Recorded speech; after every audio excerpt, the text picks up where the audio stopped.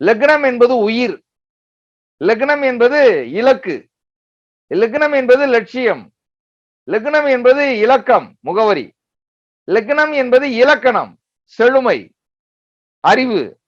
அப்ப இந்த லக்னம் என்பது முதன்மை, லக்னம் என்பது மூலம், லக்னம் என்பது ஆன்மா. இப்படி சொல்லிக்கொண்டே போகலாம். இந்த லக்னம் தான் எல்லாவற்றையும் தீர்மானிக்கின்ற மகா சக்தி பொருந்தியவன். இதை புரிஞ்சுக்கணும். நம்ம 12 ராசிகளில் 12 லக்னத்துக்குள்ளதான் 900 கோடி மக்கள் இருக்கணும். இந்த பூமியில ஜனித்த 900 கோடி மக்கள் இருக்கிறார்கள் என்றால் இந்த 900 கோடி மக்களுக்கும் இந்த 12 லக்னம் தான். நம்மை விட்டு சென்ற பல்லாயிரக்கணக்கான கோடி மக்கள் அவர்களும் இந்த லக்னத்தில் தான் பிறந்து மடிந்திருக்கிறார்கள். இனி பிறக்க இருக்கின்ற பல்லாயிரம் கோடி மக்கள் அவர்களும் இந்த 12 லக்னத்திற்குள்ளதான் பிறக்க இருக்கிறாங்க. அப்ப எத்தனை பிறவிகள் வந்தாலும் இந்த 12 லக்னத்திற்குள்ளேதான் நம்முடைய வாழ்க்கை அமைய இருக்கிறது. நம்ம கிரவுண்டே இந்த 12 லக்னம் தான். இந்த கிரவுண்டை விட்டு நம்ம வெளியே போக போறது இல்லை, போக முடியாது. அப்ப இந்த 12 லக்னத்திலையும் ஒரு மிகப்பெரிய பண்புகள், உயிர் பண்புகள் இருக்கிறது. நமக்கு இந்த கிரகம், ஒவ்வொரு கிரகமும் என்ன செய்ய வேண்டும் என்பதை தீர்மானிக்கிறான். இந்த லக்னத்தை சுற்றிதான் கர்மா இருக்கிறது. இந்த லக்னம் வெறும் லக்னமா மட்டும் வரல, வெறும் உயிராக வரவில்லை, வெறும் ஆன்மா மட்டும் வரல. அப்ப இந்த உயிர், இந்த ஆன்மா நிறைய கர்மாக்களோடு வருகிறது. கர்மா என்பது வாசனை. நான் ஏற்கனவே சொல்லியிருக்கிறேன். எனக்கு இளநீர் பாயாசம் பிடிக்குது அப்படின்னா இந்த இளநீர் பாயாசம் பிடிக்கும் என்பது என் கர்மாவோடு இணைந்து விட்டது. அப்ப நான் அடுத்த பிறவி எடுக்கிறேன்னா என்னை அறியாமலே இளநீர் பாயாசத்தை தேடி ஓடுவேன். ஏன்? கர்மாவில இளநீர் பாயாசம் உட்கார்ந்துருக்கு. இப்ப புரியுதா நமக்கு? 7 பிறவிக்கும் நீதான் என் மனைவி அப்படின்னு நம்ம மனைவி கிட்ட சொல்றோம்னு வச்சுங்க. அது உண்மையோ பொய்யோ சொல்றோம். அந்த அம்மா சொல்லுவாங்க, ஏயா இந்த ஒரு பிறவியே என்னால ஓட்ட முடியல, உன்னோட இன்னும் 7 பிறவியா, சாமி ஆளை விடு அப்படிம்பாங்க. ஏன்? அவ்வளவு இம்சையை கொடுத்திருக்கிறோம்னு அர்த்தம். ஆனால் உண்மையில் மனமொத்த தம்பதிகள் இருக்கிறார்கள், மனமொத்த நண்பர்கள் இருக்கிறார்கள். கணவன் இறந்தவுடன் உடனே மனைவி இறந்து விடுகிறார், ஓரிரு நாட்களில் இறந்து விடுகிறாள், அல்லது உடனே இறந்து விடுகிறார், அல்லது மனைவி இறந்தவுடன் கணவன் பொறுக்க முடியல, உடனே இறந்துறார். நான் நிறைய பேரை பார்த்திருக்கேன். ஓரிரு வாரம் கூட அவங்களால ஓட்ட முடியல. அதே துக்கத்தில் 2-3 நாட்களிலே இறந்து போன பெரியவர்களை எல்லாம் பார்த்திருக்கேன், மனைவி இறந்தவுடன். சில நண்பர்கள் இறந்தவுடன் இறந்துடுறாங்க. என்ன காரணம்னா இது ஆத்மார்த்தமான தொடர்பு. இது ஏன் எதற்காக சொல்கிறேன் என்றால் லக்னம் தான் எல்லா விதமான கர்மாவையும் சுமந்து வருகிறது. ஒரு கிரகம் நல்ல பண்புகளை தர வேண்டும், ஒரு கிரகம் தீய பண்புகளை தர வேண்டும் என்று டிசைட் பண்றது லக்னம் தான். எந்த கிரகம் உங்களுக்கு கெடுதல் செய்யணும், எந்த கிரகம் நல்லது செய்யணும் அப்படின்னு டிசைட் பண்றது யாரு? லக்னம் தான். அப்ப இந்த லக்னத்துக்கு வலிமையான ஆற்றல் உண்டு. அதாவது டிசைடிங் ஃபேக்டரே அவர் தான். அப்ப நம்ம லக்னத்தை விட்டு விட்டு ராசியை பிடிச்சு தொங்கிட்டே இருக்கிறோம். ராசி பலன் தான் நமக்கு ரொம்ப முக்கியமா தெரியுது. ஏன் ராசி பலன் ரொம்ப முக்கியமா தெரியுதுன்னா லக்னம் என்பது நமக்கு தெரியல, மறைந்து இருக்கிறது, எங்க இருக்குன்னே தெரியல. ஏதோ ஒரு லானான்னு போட்டு வச்சிருக்காங்க, அதெல்லாம் லக்னம்ன்றாங்க. ஆனா இந்த ராசி எப்படி? என் உடல், என் மனம், நான் எதை அனுபவிக்கிறேன்? லக்னம் கொடுத்ததை தான் நான் அனுபவித்துக் கொண்டிருக்கிறேன். ஆனாலும் யார் கொடுத்தது என்பது எனக்கு தெரியாது, யார் அனுபவிக்கிறது என்பது எனக்கு தெரியும். யார் அனுபவிக்கிறா? என் மனம் அனுபவிக்கிறது, என் உடல் அனுபவிக்கிறது. அப்ப யார் கொடுத்தார் என்பது எனக்கு தெரியாது, ஆனால் நான் அனுபவிக்கிறேன். அப்ப நான் பெறுகிறேன், நான் அனுபவிக்கிறேன், நான் செய்கிறேன் என்று நாம் பேசும்போது இந்த நான் என்ற வார்த்தை என்னுடைய உடலை பற்றி, என்னுடைய மனதை பற்றி என்ற காரணத்தினால் நான் என்ற எண்ணம் சந்திரனோடு நின்று விடுகிறது. அப்ப சந்திரன் இருக்கக்கூடிய ராசி என்பது இந்த லக்னம் கொடுத்ததை அனுபவிப்பதற்கு மட்டும்தான் சந்திரனுடைய வேலை. இந்த லக்னம் கொடுத்ததை எப்பொழுது அனுபவிக்க வேண்டும் என்று டிசைட் பண்றதுதான் சந்திரனுடைய வேலை. அப்ப இந்த வேலையை மட்டும் செய்து கொண்டிருக்கக்கூடிய சந்திரன் முதன்மையானவனாக கருதப்படுகிறான். ஏன்னா அவன் முன்னாடி நிக்கிறான். ஆன்மா மறைந்து இருக்கிறது. லக்னம் மூலையில போய் உட்கார்ந்து இருக்கு. ஏதோ ஒரு ராசியில ஏதோ ஒரு மூலையில உட்கார்ந்து இருக்கு. லானான்னு போட்டிருக்காங்க. அப்ப எடுத்த உடனே நம்ம என்ன பார்க்கிறோம்? ராசி என்ன ராசி என்ன ராசி என்ன ராசி என்று பார்க்கிறோம். அப்ப அந்த ராசியை பார்த்தவுடன் உடனே என்ன செய்யறோம்? ஒரு கோயிலுக்கு அர்ச்சனை பண்ணணும்னா கூட ஐயா கடக ராசி பூச நட்சத்திரம் அப்படின்னு கடக ராசி பூச நட்சத்திரம் லக்னத்தை விட்டுட்டோம். ஆக்சுவலா நம்ம அர்ச்சனை பண்ணணும்னா லக்னத்துக்கு தானே பண்ணணும். என் உயிர் சுத்தமாக வேண்டும். என் உயிர் சுத்தமானால் என்னுடைய உடல் சுத்தமாக இருக்கும். என்னுடைய உயிர் சுத்தமாக இருந்தால் என் மனம் சுத்தமாக இருக்கும். ஆனால் நாம் என்ன செய்கிறோம்? என் உயிரை பற்றி கவலையே இல்லை. என் மனம் என் உடல் நல்லதை அனுபவிச்சா போதும் என்று என் மனம் மகிழ்ச்சியாக இருந்தால் போதும், இந்த உடல் மகிழ்ச்சியாக இருந்தால் போதும் என்று இறைவனிடம் என்ன பண்றோம்? போய் வேண்டிக் கொள்கிறோம். என்னுடைய ஜென்ம ராசி என்னுடைய ஜென்ம நட்சத்திரத்திற்கு நீங்கள் அர்ச்சனை செய்யுங்கள். அப்ப முதன்மையாக இருக்கின்ற லக்னம் மறைந்து முன்னாடி நிற்கிறான்ற ஒரே காரணத்திற்காக நாம் ராசியை நாம் சுமந்து கொண்டிருக்கிறோம். இப்ப ராசி என்பது என்ன? லக்னம் கொடுத்ததை இந்த ராசி எப்பொழுது எப்படி அனுபவிக்க வேண்டும் என்பதை பிரித்து தருகிறது.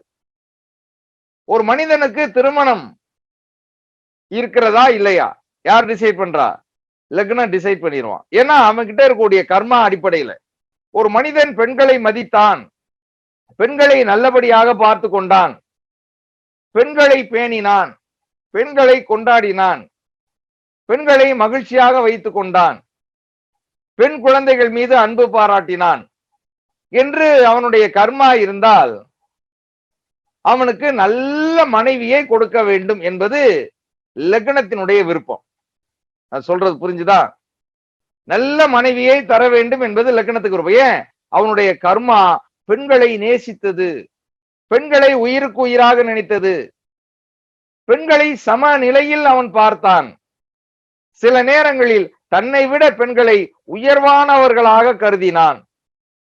எனவே நல்ல மனைவியை கொடுக்க வேண்டும் என்பது கர்மாவினுடைய கடமை. எனவே நல்ல மனைவியை தர வேண்டும். எனவே 5 வயசுலயே நல்ல மனைவியை தருமா? கிடையாது. அப்ப அவன் பிறந்து வளர்ந்து பருவ வயது எய்து வாலிப பருவத்தில் அவனுக்கு மனைவியை தர வேண்டும். இதை யாரு சொல்றது? நல்ல மனைவியை தர வேண்டும் என்று லக்னம் கொடுத்துருவோம். கொடுத்த லக்னம் கொடுத்ததை சந்திரன் டிசைட் பண்றான். எப்ப கொடுக்கிறது? 22 வயசுல, 23 வயசுல, 24 வயசுல, 25 வயசுல கொடுப்போம். அப்பதான் அந்த நல்ல மனைவியை அவனால் பேணி அந்த நல்ல மனைவியினுடைய குணாதிசயத்தை புரிந்து கொண்டு இணக்கமாக, இன்பமாக, மகிழ்ச்சியாக அவன் ஆனந்தமாக வாழ முடியும் என்பதற்காக ஒரு 24 வயதில் அவனுக்கு திருமணத்தை கொடுப்போம் என்று யாரு டிசைட் பண்றா? சந்திரன் தான் டிசைட் பண்றான். ஆனா நல்ல மனைவியை கொடுக்க வேண்டும் என்று டிசைட் பண்ணது லக்னம். எப்பொழுது கொடுக்க வேண்டும் என்று டிசைட் பண்ணது ராசி. இத புரிஞ்சுக்கிட்டீங்கன்னா போதும். பெண் குழந்தைகளை கொடுமைப்படுத்துகிறான், பெண்களை எள்ளி நகையாடுகிறான், பெண்களை ஒரு பொருட்டாகவே கருதாமல் இருக்கிறான், பெண்களை கொடுமைப்படுத்துகிறான், அடிமைப்படுத்துகிறான், சிறைப்படுத்துகிறான், பெண்கள் மீது ஆதிக்கம் செலுத்துகிறான். இப்ப அவனுடைய கர்மா எப்படி இருக்கும்? அவனுக்கு மனைவியே கிடையாது, அவனுக்கு பெண் துணையே கிடையாது, அவனுக்கு வாழ்நாள் முழுவதும் பெண் துணை கிடையாது என்று கர்மா டிசைட் பண்ணிடுது.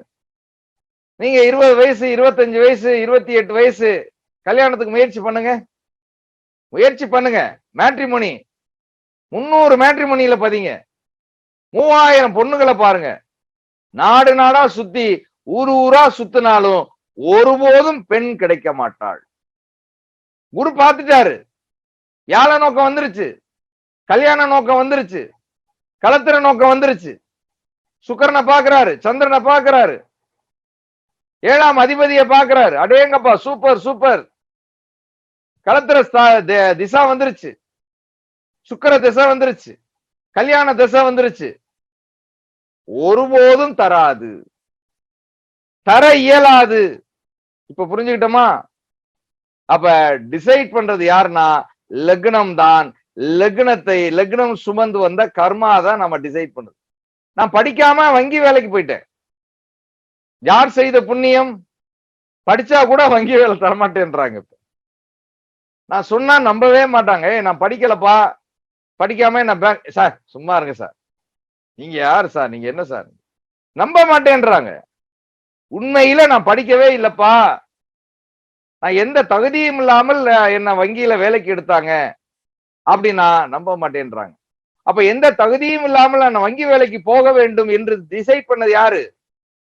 என்னுடைய லக்னம். என்னுடைய லக்னம் தானே டிசைட் பண்ணுது.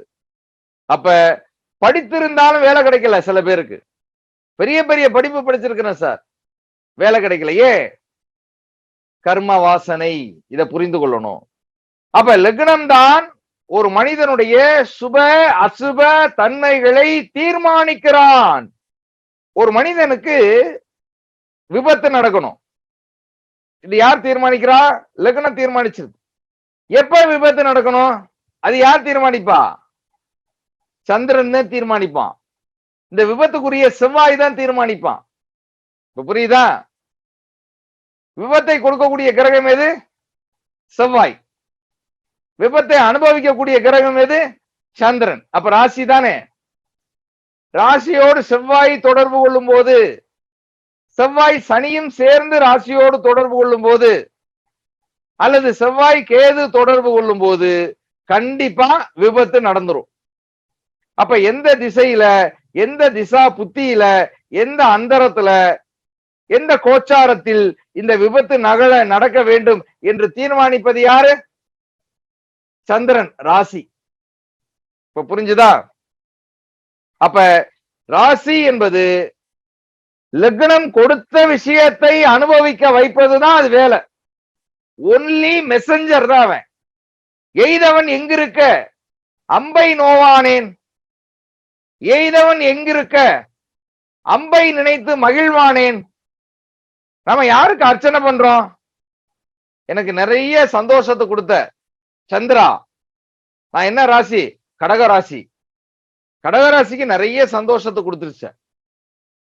அதனால கடகராசிக்கு நான் போய் அர்ச்சனை பண்றேன். கடகராசியில இருக்கக்கூடிய என்னுடைய ஜென்ம நட்சத்திரத்துக்கு நான் அர்ச்சனை பண்றேன். சரிதான் அது. ஆனால் அதைத்தான் நாம் செய்து கொண்டிருக்கிறோம். மேல் மட்டத்திலே நம்ம இருக்கிறோம். ஜோதிடம் கூட பல நேரங்களில் மேல் மட்டத்திலேயே சிந்தித்துக் கொண்டிருக்கிறது. அடி ஆழத்திற்கு சென்று எது உண்மை என்பதை கண்டறிவதற்கு முயற்சி செய்யவில்லை. அதுக்கு தோக்கி நம்ம ஆழமா பயணம் பண்ணணும். அப்படி ஆழமாக பயணம் செய்யும் போதுதான் லக்னத்திற்கும் ராசிக்கும் உள்ள வேறுபாடு என்ன என்பதை நம்மால் புரிந்து கொள்ள முடியும். ரொம்ப ஆச்சரியமான உண்மை. சூரியனுடைய ஒளி குழந்தை பிறந்த நேரத்தில் எந்த ராசியில், எந்த நட்சத்திரத்தில், எந்த நட்சத்திர புள்ளியில், எந்த பாதத்தில், எந்த டிகிரியில் அமர்ந்திருக்கிறதோ அதுவே லக்னம் என கருதப்படும். இந்த லக்னத்தை பத்தி பெருசா அறிவியல் ரீதியாக அதை மெய்ப்பிப்பதற்கு ஒரு பெரிய எக்ஸ்பெரிமெண்ட் எல்லாம் செய்யல. ஒரு சின்ன எக்ஸ்பெரிமெண்ட் கற்பனையாக வைத்துக் கொள்ளுங்கள். பூமி, சூரியன். இந்த சூரியனுடைய ஒளி அப்படியே குவிகிறது, குவிந்து பூமி மீது படுகிறது. நல்லா கவனிங்க. சூரியனுடைய ஒளி படர்ந்து அப்படியே குவிந்து சூரியன் மீது படுகிறது. அப்ப சூரியன் மீது படரும் போது அது குறிப்பிட்ட நாட்டையோ அல்ல குறிப்பிட்ட நாடுகள் மீது படரும். அப்படிதான் நம்ம பார்க்கிறோம். ஆனால் அதனுடைய மைய புள்ளின்னு ஒண்ணு இருக்கு பாத்தீங்களா? அந்த மைய புள்ளி ஒரு இடத்துல படரும். அந்த மைய புள்ளி எந்த ராசியை கடந்து வருகிறது, எந்த நட்சத்திரத்தை கடந்து வருகிறது என்பதுதான் லக்னத்தை தீர்மானிக்கின்ற மிக முக்கியமான புள்ளி. நல்ல கவனிங்க. ரொம்ப ஆச்சரியமான உண்மை. பூமி மீது சூரியனுடைய ஒளி படர்கிறது, பூமி சுழன்று கொண்டே இருக்கிறது, சூரியனும் சுழன்று கொண்டே இருக்கிறது. ஒரு நாள் 24 மணி நேரத்தில் பூமி ஒரு சுற்று சுற்றி வரும். அப்ப ஒரு சுற்று சுற்றி வரும்போது பூமியினுடைய சுழற்சிக்கு ஏற்றவாறு ராசி மண்டலமும் சுற்றுகிறது. கவனிங்க. அப்ப இந்த சூரியனுடைய ஒளி ராசி மண்டலத்தை தொட்டு நட்சத்திர மண்டலத்தை தொட்டு பூமியினுடைய ஒரு புள்ளியை தொடுகிறது. அந்த புள்ளி எந்த ராசி, எந்த நட்சத்திரம், எந்த டிகிரி என்பதை மிக துல்லியமாக கண்டறியக்கூடிய கணிதம்தான் லக்ன கணித முறை. அப்ப சூரியனுடைய ஒளியினுடைய தன்மைதான் ஒரு மனிதனுடைய லக்னத்தை தீர்மானிக்கிறது, குவிந்து சேருகிறது. அதனாலதான் லக்னத்தை நாம் கண்டறியக்கூடிய கணித முறைகளில் என்ன லக்னம், அது என்ன ராசி, லக்னத்தினுடைய அமர்ந்திருக்கக்கூடிய நட்சத்திரம் என்ன, அது அந்த நட்சத்திரத்தில் லக்னம் அமர்ந்திருக்கக்கூடிய பாதம் எது, அந்த பாதத்தில் லக்னம் அமர்ந்திருக்கக்கூடிய டிகிரி என்ன, அந்த டிகிரியில் லக்னம் அமர்ந்திருக்கக்கூடிய கலை எது, அந்த கலையில் லக்னம் அமர்ந்திருக்கக்கூடிய விகலை எது என்ற அடிப்படையில் துல்லியமாக கணக்கிடுகிறது ஜோதிடம் விஞ்ஞானிகள். சமீபத்துல கண்டுபிடிச்சிட்டு பூமி இப்படி, சூரியன் இப்படி, அப்படி இப்படின்னு சொல்லிட்டு அவர்கள் பெரிதாக பிதற்றிக் கொள்ளுகிறார்கள். ஆனால் இந்த லக்ன ரகசியம் இருக்கிறது அல்லவா, லக்ன அறிவியல் இருக்கிறது அல்லவா, இந்த அறிவியலை போல ஒரு மகத்தான அறிவியல் எதுவுமே கிடையாது. பிரபஞ்ச ரகசியத்தை, சூரியனுடைய சுழற்சி ரகசியத்தை, பூமியினுடைய சுழற்சி ரகசியத்தை, பூமி மீனுடைய இயற்கை ரகசியத்தை அறிந்த ஒருவனால் மட்டுமே இந்த லக்ன ரகசியத்தை கண்டறிய முடியும். லக்ன ரகசியத்தை கண்டறிந்தால்தான் ஒரு மனிதனுடைய பிறப்பு ரகசியத்தை கண்டறிய முடியும். பிறப்பு ரகசியத்தை கண்டறிந்தால்தான் ஒரு மனிதனுடைய கர்ம ரகசியத்தை கண்டறிய முடியும். இவை அனைத்திற்கும் அடித்தளமாக விளங்குபவை லக்ன ரகசியம். பேரறிவியல், சாதாரண அறிவியல் அல்ல இது, பேரறிவியல். சூரியனுடைய சுழற்சி 14 கோடி கிலோமீட்டர் டிஸ்டன்ஸ்ல இருக்கக்கூடிய சூரியனுடைய சுழற்சியையும் பூமியினுடைய சுழற்சியும் ஒரே நேரத்தில் சிந்தித்து சூரியனுடைய ஒளி கீற்று எங்கே, எந்த இடத்தில் எப்படி படுகிறது என்பதை துல்லியமாக கண்டறிவதற்காக ஒரு கணிதத்தை கண்டறிந்தாரே, அவன் யார்? அவன் எப்படிப்பட்ட மகானாக இருக்கிறான், எப்படிப்பட்ட யோகியாக இருக்கிறான். இறைவனுடைய ரகசியத்தை, இயற்கையினுடைய ரகசியத்தை கண்டு உணர்ந்த ஒரு மாமனிதன் கொடுத்த இந்த ஜோதிடம் எவ்வளவு பெரிய அறிவியல் என்பதை நாம் உணர்ந்தால்தான் ஜோதிடத்துக்குள்ள நாம இன்னும் ஆழமாக பயணம் செய்ய முடியும். அப்ப இவை அனைத்துக்கும் அடித்தளமாக இருக்கக்கூடியவை லக்ன அறிவியல்.